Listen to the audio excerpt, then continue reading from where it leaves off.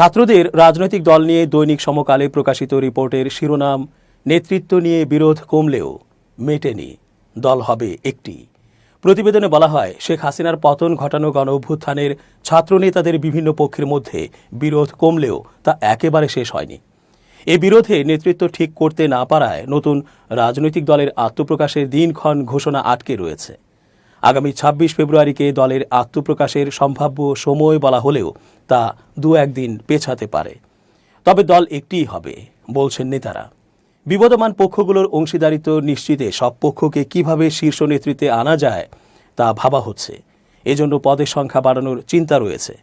একজনের পরিবর্তে ৩ পক্ষ থেকে ৩ জনকে সদস্য সচিব করার প্রস্তাব রয়েছে। একাধিক মুখপাত্র এবং মুখ্য সংগঠক পদ তৈরির কথাও শোনা যাচ্ছে। জাতীয় নাগরিক কমিটি, জানাক এবং বৈষম্য বিরোধী ছাত্র আন্দোলনের একাধিক সূত্র এ তথ্য জানিয়েছে। সূত্রগুলোর ভাষ্য, ছাত্র নেতৃত্ব 4টি প্রধান বলয়ে বিভক্ত। একটি বলয়ে রয়েছেন গণতান্ত্রিক ছাত্রশক্তি থেকে আসা নেতারা, আরেকটিতে রয়েছেন ইসলামী ছাত্র শিবির এবং বিভিন্ন ইসলামী ছাত্র সংগঠনের সাবেক নেতারা। গণ অধিকার পরিষদ এবং বাম সংগঠন থেকে আসা নেতারা অপর 2 দল।